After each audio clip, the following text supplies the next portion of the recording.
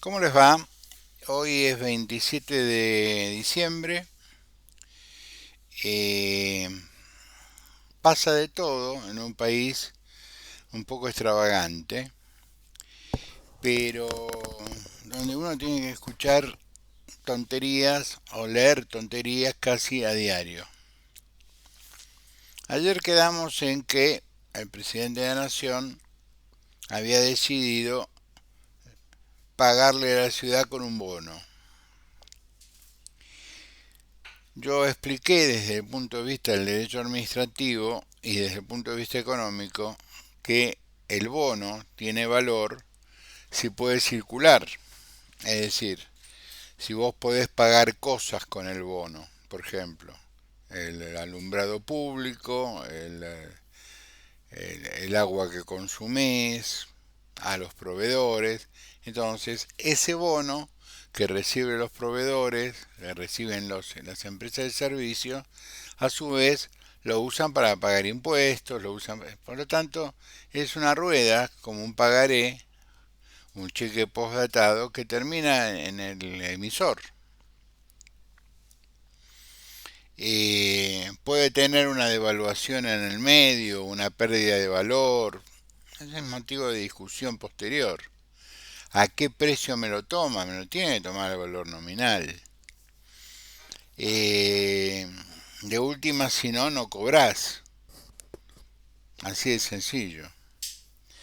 Según informes del Banco Central, hay 4 millones de argentinos que han dejado de usar tarjetas de crédito.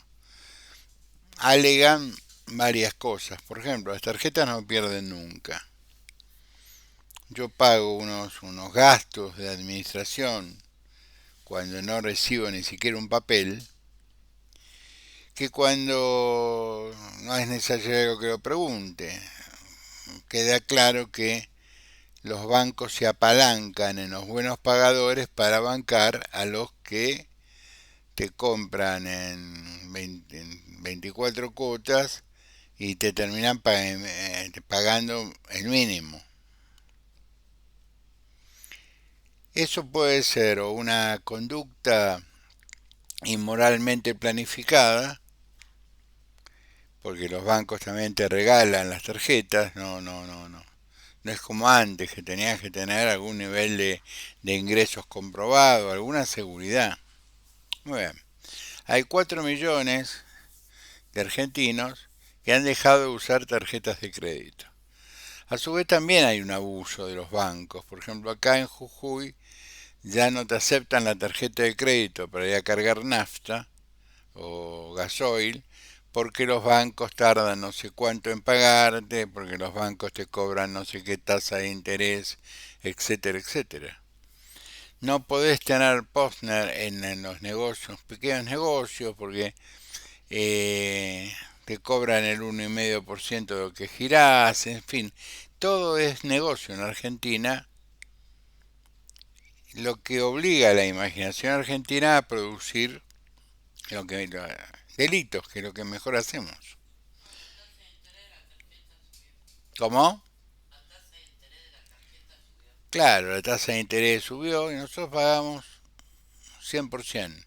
En algunos casos, como el Banco de la Nación Argentina, le pagamos 10, 15 días antes del vencimiento y siempre encuentran algún problema, algún motivo para que yo les deba algo.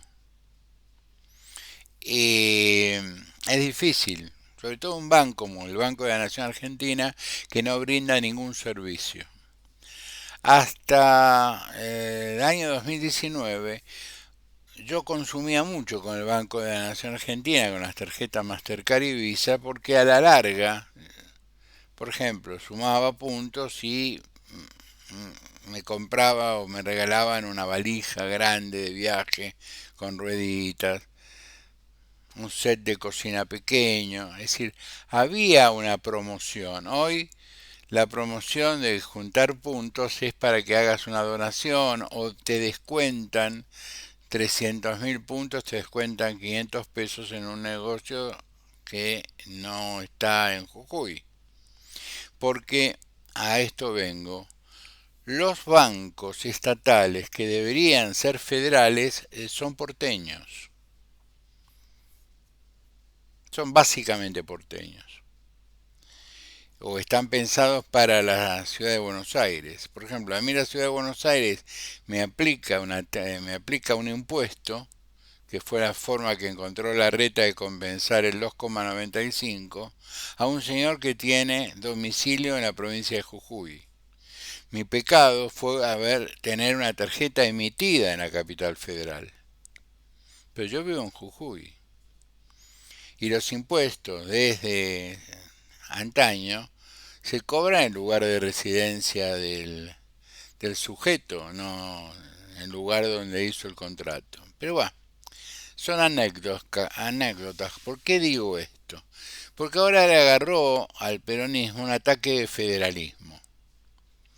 Entonces un señor como Zamora, que alguna vez fue radical y hoy es peronista furioso, está haciendo una defensa cerrada del federalismo. Pero flaco, tenés un departamento en la Recoleta. Tu mujer se viste en Alto Palermo. Y vos apenas podés te subís un avión con tu mujer y te vas a Europa. Federalismo raro el tuyo. Pero bueno, cada uno federaliza como mejor le place. El presidente de la nación, que a veces cree que tiene frases interesantes, dice: yo prefiero preocuparme por el agua potable en el norte y no por la red de subtes de la capital. No es el camino para discutir la coparticipación federal hablar imbecilidades, porque en la misma página AISA avisa que está haciendo una inversión de no sé cuántos millones de pesos para darle agua a un barrio completo de la capital federal, donde se van a beneficiar 46.000 familias. El barrio Padre no sé cuánto. Uno de los barrios carenciados que todavía tiene la capital. El federalismo fiscal es mucho más complicado que eso, porque nosotros podríamos empezar a plantearnos como federalismo fiscal en la próxima vez que nos reunamos para hablar en serio de la ley de coparticipación, que los domicilios fiscales vamos a empezar a pensarlos en el lugar en donde se produce el bien, donde se produce el dinero. El domicilio fiscal tiene que estar en las provincias que generan las ganancias, no en la capital federal, en el 15º piso de una torre en Puerto Madero. Porque entonces aparecen los porteños, como yo, que te dicen, no como yo, pero nosotros recaudamos el 24% de qué sé yo, qué sé. No, no es verdad. La ciudad de Buenos Aires tiene enorme cantidad de empresas que tienen domicilio fiscal en la capital federal, sin embargo, producen fuera de los límites de la General Paz o del Riachuelo. ¿Me entienden? Entonces, si yo tengo un campo en Deró, provincia de Buenos Aires, y hago ahí el engorde, la invernada, etcétera, etcétera, eh, y vendo en Liniers, pero la oficina de la empresa, porque los campos hoy son empresas, por una razón de comodidad fiscal la tengo en la calle Corrientes, los impuestos los pago en la capital federal. Es como si los produjera en la capital federal. No, lo produjo en Deró, provincia de Buenos Aires. Pero esto algún día, seriamente, los argentinos tenemos que sentar a ordenar la coparticipación de impuestos. Y eso no lo puede hacer este gobierno. Porque, por ejemplo, podría decirle que se mide en millones, en cientos de millones de dólares, la cantidad de plata que seguramente va a terminar con la definición de malversó durante el proceso del COVID. No digo yo, dice Auditoría General de la Nación. El presidente de la Nación está preocupadísimo por el dinero, que esto, que aquello, pero este año, hasta ahora, se pagaron 4.571.728.000 pesos, miren la cifra, 4.571 millones, en planes sociales de todo tipo. Flaco, ¿qué hicieron con toda esa plata? Suponiendo que el 100% le llegó al beneficiario, es decir, al humilde, al pobre. Este número refleja dos cosas: o hay una tremenda corrupción en el medio, o tenemos una cantidad de pobres infinita, porque digo, si somos 40 millones de habitantes, estamos hablando de mucho dinero. Hay que dividir 4.571 dividido 40 millones y nos vamos a encontrar que cada uno recibió mucho más de lo que yo recibo por año, después de 42 años de aporte. Entonces, si a mí me preguntan dónde está el desorden está en un montón de lugares. El desorden económico está en que tengamos tantos ministerios. El desorden económico de la Ciudad de Buenos Aires también está en que tiene un montón de ministerios. El desorden económico de la nación está en que como la plata no tiene valor, porque la inflación es galopante, y el dinero no tiene valor, se emite alegremente y se reparte con mayor alegría. Entonces tenemos que escucharlo al imbécil de Zamora, a los gritos, decir voy a defender la soberanía con claro, vos vas a defender la tuya, no vas a defender la soberanía de la gente de La Pampa. Vas a defender la tuya, porque claro, vos necesitas dinero para pagar a los punteros y seguir siendo gobernador y que tu mujer siga siendo senadora. Porque es factible que cuando deje de ser una cosa o tu mujer la otra, hay algún juez que le va a interesar averiguar de dónde sacaste tanto dinero. Porque yo tengo muchos años de función pública y la función pública no te hace rico. Yo una vez discutía esto con otros funcionarios, le digo, terminamos siendo Roca, o pensando como Roca, que en la función pública tiene que haber gente que tiene sus problemas económicos resueltos. Me dice, ¿pero cómo decís una cosa? Porque si no, no se entiende cómo vos, que ganás lo mismo que yo, te compres un auto de alta gama. No me digas, te casaste con una mujer que es millonaria, pero casualmente vos sos el jefe de compras. No, ¿qué querés decir? No, no, simplemente te hago esta reflexión. Si los dos ganamos lo mismo, yo no puedo comprarme un auto de alta gama. ¿Cómo haces vos para hacerlo? Simple. Entonces tenemos un desorden que tenemos que hacer un esfuerzo por tratar de ordenarlo. Yo sigo insistiendo, si a la ciudad le pagan con bonos y a los bonos los hacen negociables, tenemos un problema resuelto. No lo quieren resolver de esta manera, ya no es mi problema, vivo en Jujuy. Pero los impuestos a la tarjeta de crédito a mí la reta no me lo sacó. Y yo cometí el error de sacar, tengo plásticos emitidos en el Banco Nación de la Ciudad de Buenos Aires porque ahí me pagaban el sueldo.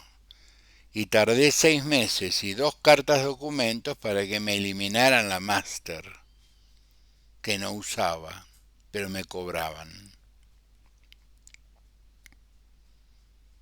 Hay toda una situación de desorden, desde lo chico a lo grande, que afecta lo macro. Yo le doy la bienvenida a Waldo Wolf al gobierno de la Ciudad de Buenos Aires porque Waldo es un tipo decente. Ahora, ¿qué hace Redrado en el gobierno de la Ciudad de Buenos Aires? ¿Hay alguna es un cierre de una negociación con Massa, ¿no? Porque Redrado es Massa, siempre fue Massa.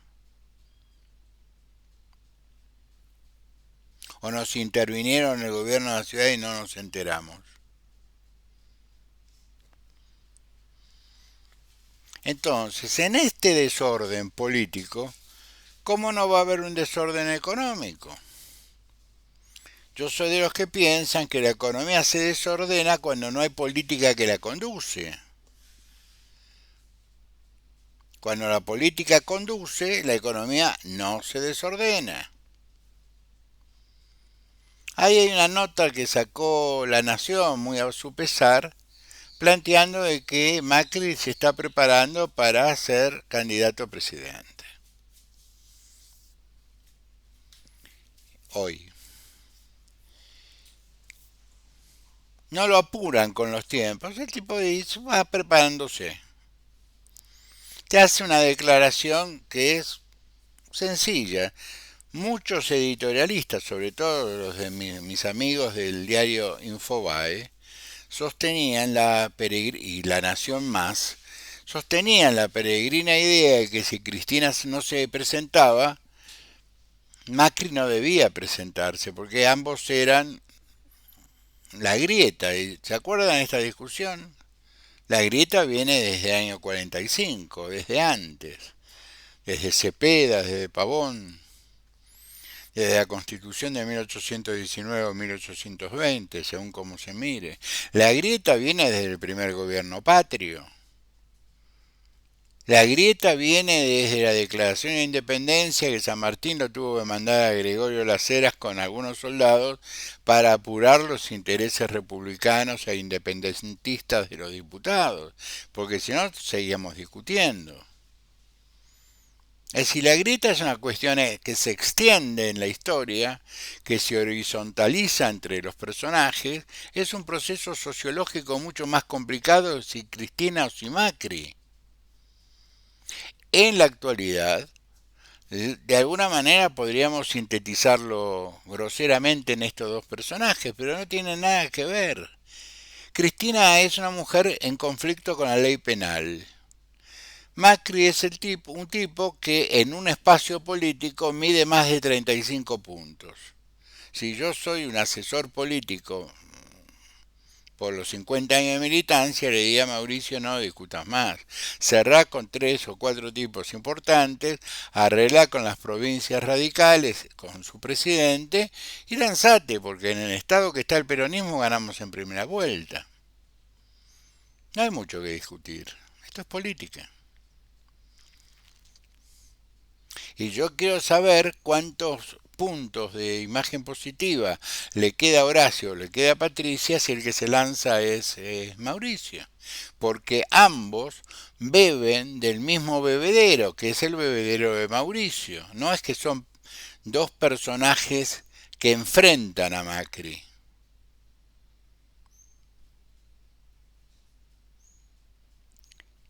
Macri no nos duplica o triplica en imagen positiva porque no les preguntan. Los encuestadores no preguntan. Es como si no preguntan vos no existís. Pero cuando empezaron a preguntar se dieron cuenta que el tipo tiene un piso de 35 o 40%. Mal medido. Muy mal medido. Entonces me da la sensación, por ahora es eso, de que estamos en un proceso de desorden, que el tema de la capital federal demuestra la incapacidad del gobierno para resolver un problema que produjo y la incapacidad del jefe de gobierno de la ciudad para resolverlo desde la buena fe y no aprovechando esto para quedarse en el centro del ring, porque para Horacio, cuanto más dure esto, mejor. Pero cuanto más dura esto, más impuestos a las tarjetas se paga, más conflicto tenemos, más desorden vivimos. Los problemas hay que solucionarlos, no hay que estirarlos porque nos conviene. Eso hace un buen administrador. Eso es lo que yo aprendí en el derecho. Los problemas hay que solucionarlos, no estirarlos en el tiempo, salvo que estemos hablando de la libertad ambulatoria. Si estamos hablando de la libertad ambulatoria, y sí, estiremos un poco porque estamos hablando de la libertad de una persona. Pero cuando estamos hablando de monedas, de dinero, de centavos, aunque sea mucha plata, que ya la ciudad no lo recibió, que la va a recibir en cuotas y que la va a recibir como sea, como pueda, mantener el conflicto por el conflicto mismo me parece sinceramente una imbecilidad. A mí me preocupan otras cosas. Me preocupa el presupuesto militar, me preocupa el problema que estamos viviendo en este momento en el sur de Argentina, lo que yo les invito a que se informen. Me preocupa ciertos papers que los servicios de inteligencia del Perú le intervinieron a los servicios de inteligencia de Chile, planteándole, es decir, donde Chile habla de sus conflictos, porque Chile tiene hipótesis de conflicto bélico. El primero que tiene, el más importante, es con Perú. Ustedes me preguntarán, ¿con Perú? Sí, sí, con Perú. Por un puerto. Los peruanos que eligen, para elegir, eligen bastante mal, pero que son bastante piolas, hace 5 o 6 años llegaron a un acuerdo con la República Popular de China para que le financie 5 puertos sobre el Pacífico, en asociaciones mutuas entre empresas peruanas y una empresa china, que es la que fabrica, hace los puertos. El puerto más grande es el de Chancay, que está al norte de Lima. Dicen que va a ser un megapuerto, que ya está en construcción, de la Boyodire. Como Perú tiene la enorme suerte de tener puertos de aguas muy profundas, puede recibir en puertos adaptados para esto la nueva línea de contenedores, enorme línea de contenedores, que cargan los megabarcos que ni siquiera pueden cruzar el Panamá, el estrecho con su ampliación incluida. Entonces, Perú se va a convertir en la salida y entrada de los productos del 58% del comercio mundial, que es el comercio oriental. Y esto lo deja Chile a su puerto de Valparaíso, que encima es pequeño y no es de aguas profundas, en una situación muy incómoda. Porque aparte de estar muy en el sur, su producción del norte, que son básicamente minerales, les resulta mucho más cómodo sacarlo por Chancay que sacarlos por Valparaíso. Simultáneamente están haciendo una ruta que va de Brasil, del territorio brasileño al territorio peruano, es una línea recta, para que Brasil también aproveche eh, el transporte de contenedores a través de barcos que haría este puerto, que estaría habilitado en 2 años más. La Argentina no la ve ni pasar. Seguramente la provincia de Salta, de Jujuy, saldrá por el norte, por ¿cómo se llama? Por el paso de Jama, que le queda más cerca, ir a algunos de los puertos que están abriendo en Perú, desde el sur, desde el límite con Chile hasta el norte pasando Lima. Es decir, que mientras nosotros discutimos por tonterías, el mundo Latinoamérica mira el futuro con al menos optimismo en los negocios. 5 puertos de aguas profundas le da trabajo a cientos de miles de personas, cosa que nos va a beneficiar porque a lo mejor muchos peruanos que viven en Argentina les conviene volverse a Perú a trabajar. No solo esto, sino que genera un flujo de negocios extraordinario, cosa que los chilenos tienen muy preocupados. Por eso los chilenos han hecho una inversión importante en qué, en puertos, no en armamento. Porque según esta comunicación que habría sido intervenida por los servicios de inteligencia del Perú, donde hablan de nosotros, los chilenos tendrían una preocupación tal por las pérdidas económicas que pueden llegar a tener de convertirse en un puerto internacional a convertirse en un puerto de cabotaje, tener que ir al Perú para descargar en el Perú, para que en el Perú exporte, con la lógica pérdida de tasas, etcétera, etcétera. Sino que en esa documentación interferida, en esos mensajes interferidos, en la enorme inversión que está haciendo la hermana República de Chile en armamento, porque sigue siendo Perú un ejército importante, con una fuerza aérea importante y una marina importante, aparecemos nosotros. No porque tenemos un ejército con problemas. En la última reunión que tuvo con con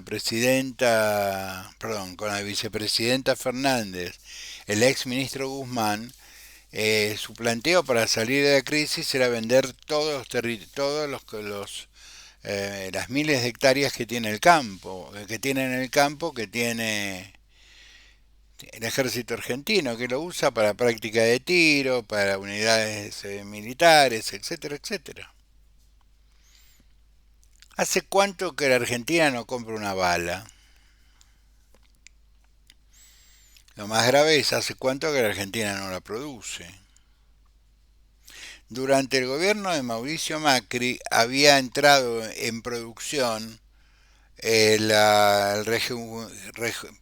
puesto a nuevo del fusil automático liviano, pero nosotros vemos en la guerra con Ucrania que lamentablemente para el amigo con el cual discutí el día pasado, sigue ganando Ucrania.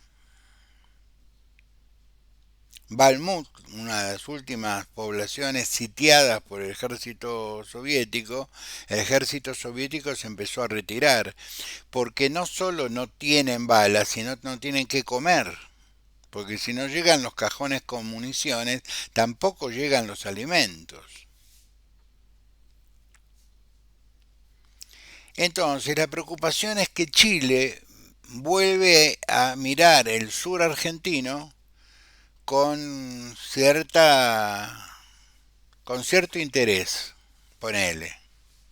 Y como tenemos un gobierno que ya le vendió territorio a los chinos, tenemos un gobierno que tiene estos ataques de soberanía fiscal, pero no tiene ataque de soberanía territorial, yo quería hacer la advertencia hoy 27 de diciembre. Cuidado, porque al gobierno de Chile, Bolivia es un conflicto militar en ciernes, Perú es un conflicto militar en ciernes, y la Argentina no es un conflicto militar. Están pensando seriamente en comerse un pedazo. Y ese pedazo se lo van a comer con la excusa de los araucanos, de los tehuelches, de los indios sioux. Y a mí me empezó, cuando leí esa noticia, me empezó a dar vueltas en la cabeza si no estamos enfrente a una enorme operación de inteligencia. porque es casualmente en el sur donde quieren crear la Araucanía. La pregunta, ¿quién quiere crear la Araucanía? Un grupo de hippies armados ¿por quién? ¿Por la FARC, que estaban retiradas hace años? ¿Por el narcotráfico? ¿No estarán armados por el gobierno chileno? ¿En complicidad con el gobierno argentino? Porque hay mucho dinero en el medio. Estamos hablando de reservas petroleras, de un frente pesquero en el Atlántico. Estamos hablando de mucho dinero. Que se entiende con esta dificultad que tiene la República Hermana de Chile respecto a que ha perdido, le han dado un golpe mortal a su comercio internacional con Oriente porque le hacen un puerto de aguas profundas que puede recibir 100 barcos por día, mientras que Valparaíso apenas creo puede recibir 4. Uno de 5 puertos que van a ser idénticos.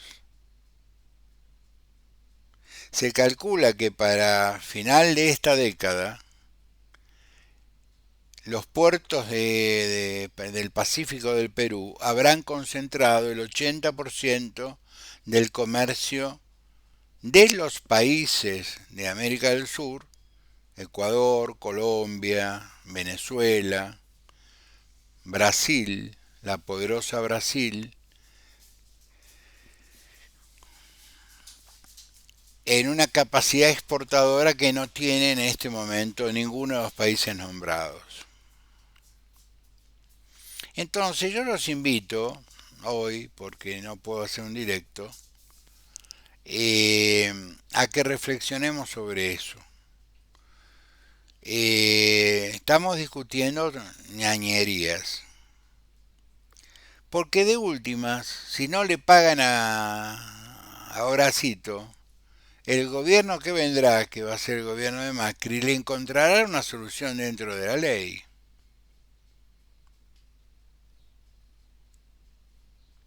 Yo recuerdo alguna vez de la Rúa dijo algo que a nuestro espíritu progresista lo ofendió profundamente, pero 20 años después digo, no estaba tan loco el expresidente. Dijo, si nosotros nos hacemos cargo de la educación del bonaerense, nos hacemos cargo de la sanidad del bonaerense, ¿por qué no le decimos a la provincia de Buenos Aires que se haga cargo del pago de los gastos que en servicio hacen sus ciudadanos?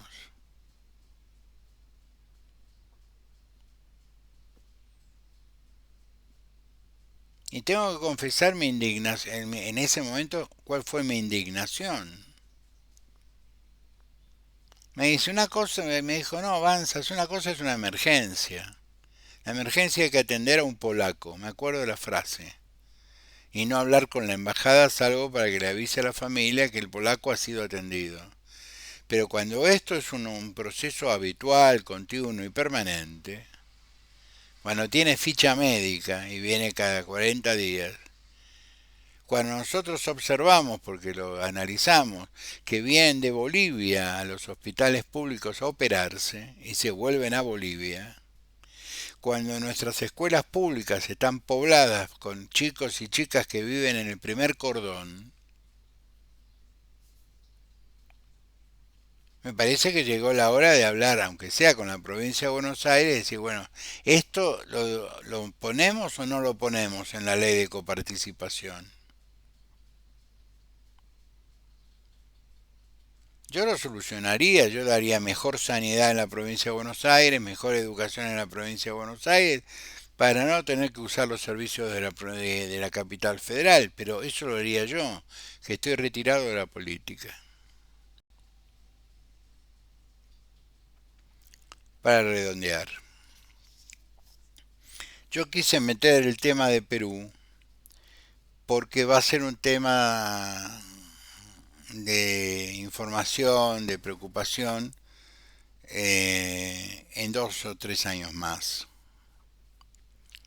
Y como alguien dice que yo siempre me termino adelantando 2 o 3 años a los acontecimientos, no quiero perder la oportunidad de confirmarlo o desmentirlo. Por eso lo dejo grabado. Hay un movimiento en el mundo, hay un barajar y dar de nuevo, hay un cambio de valores en el mundo, que eso es muy profundo, absolutamente profundo. Nosotros observamos impávidos como cuelgan en Irán a un homosexual de una grúa. Sin embargo, nos felicitamos porque tenemos la televisión llena de periodistas gay y seguimos teniendo relaciones diplomáticas con la República Islámica de Irán.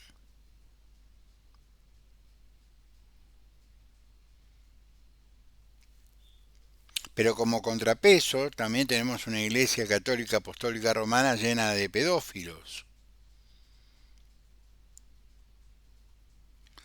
Supongo que los hay más decentes que pedófilos.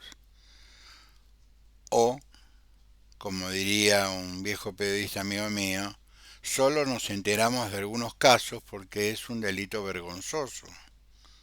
Y las víctimas por lo general se callan la boca. Entonces, para salir de esta hipocresía hay dos maneras. O hacemos entre todos un cambio de valores, decir, mira, ya la pedofilia no me interesa, cuido a mis hijos y a mis nietos, los demás que los cuide Dios. No me interesa que haya un periodista que se lo considera influyente, que sea un pedófilo. No me importa. No me interesa. Me interesa que hable mal del tipo que yo le tengo bronca. No me interesa que el periodismo mienta abiertamente, groseramente, en mentiras que cada día duran menos, en tipos que opinan y que sus opiniones se disuelven en 20 días en un campeonato de pelotita.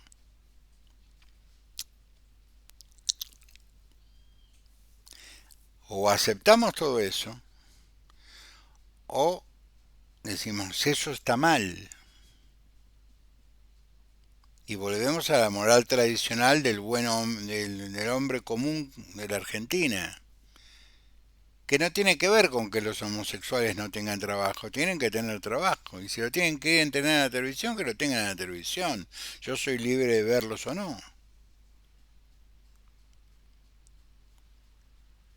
Igual que los programas de televisión en vivo, tipo reality show, donde lo que se discute es quién se acuesta con quién, cuántas veces.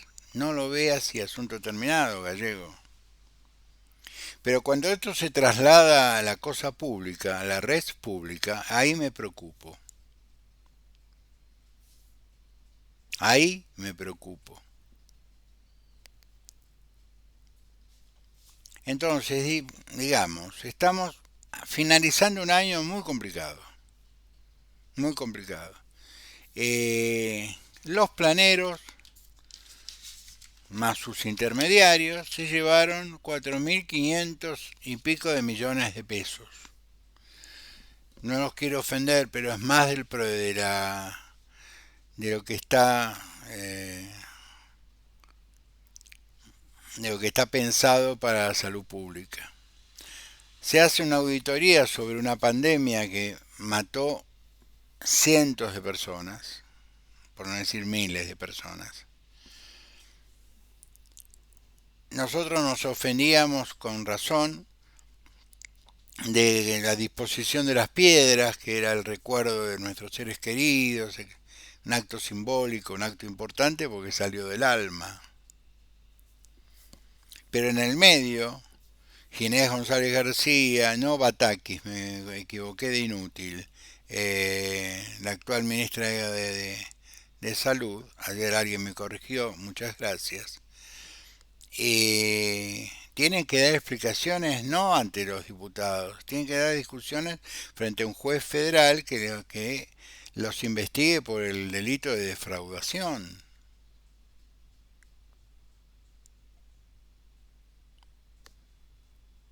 Y pensar que los que tenemos alrededor, y con esto redondeo, muchos de los que tenemos alrededor votaron este modelo de latrocinio, sabiendo que era un modelo de latrocinio. Pues yo puedo creer que se convencieran con Néstor, que era muy simpático, pasar del 22% de votos al 50 y monedas, porque salió de shopping y compró la provincia de Buenos Aires y otras provincias. Yo eso lo logro entender. Que era una imagen joven, que hasta si se quiere simpática, y que todos nosotros que decíamos que era un ladrón, nos insultaban desde todos lados, inclusive de sectores que después terminaron en Juntos por el Cambio o en Cambiemos, cosa bastante extraña.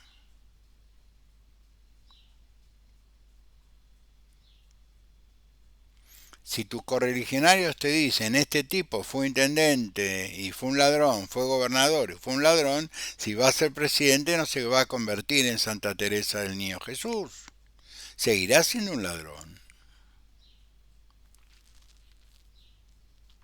Entonces yo lo que pido casi como una estúpida súplica, hagámonos cargo.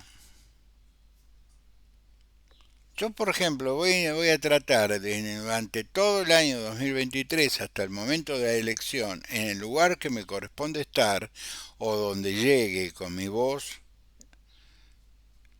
que razonemos sobre la gente que votó mal.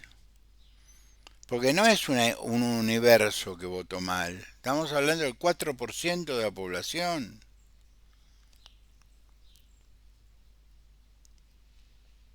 No estamos hablando de una enorme cantidad de personas. Hoy fuimos con esto termino, con Anita fuimos a comprarme un par de zapatillas, porque doy pena. Necesito un par de zapatillas para subir, son unas botas para subir una montaña.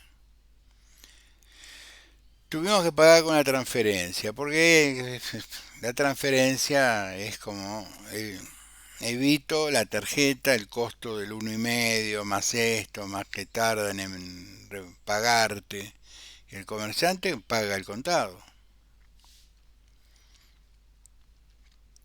Y el tipo me decía, este gobierno miserable, yo antes tenía 20 modelos ahora tengo 4 o 5 modelos, está cerrada la importación, bla, bla, mire los precios, que yo digo, vota bien.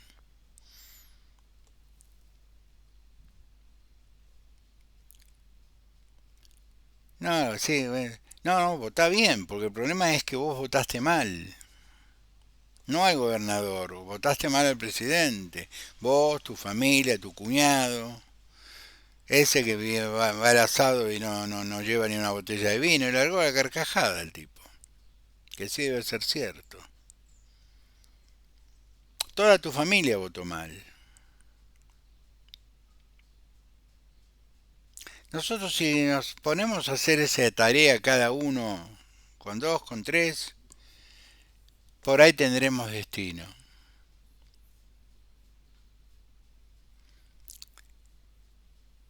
Ernesto Sábato decía que él amaba la vida. Tanto la amaba que a él a la muerte lo iban a llevar con auxilio de la fuerza pública. Yo también amo la vida. La pongo en riesgo más que Ernesto porque me gusta la sensación de la adrenalina. Pero yo les juro que si no salimos de esto en el año 2023, cuando cierren el cajón escucharán a un tipo adentro que le diga, ustedes son unos imbéciles. Porque teniendo la herramienta para sacarnos los gobiernos corruptos de encima, no la usamos. Horacio no va a ser candidato a presidente, se los adelanto hoy día 27. Ya fue debidamente notificado. Hay dos versiones. Hay quien dice, dame unos meses dame un mes o dos para desacelerar, para que la cosa no sea muy brusca. y hay quien dice que se va a revelar. Yo creo más en la primera que en la segunda. Eso explicaría algunos nombramientos en el gobierno de la ciudad, en el caso de Waldo, en fin, eso explicaría alguna intervención por parte del macrismo al gobierno de la ciudad de Buenos Aires. Nos vemos mañana, sí, mañana vamos a hacer un directo, lo que pasa es que hoy es un día para mí complicado. Les mando un cariño grande, nos vemos mañana, gracias.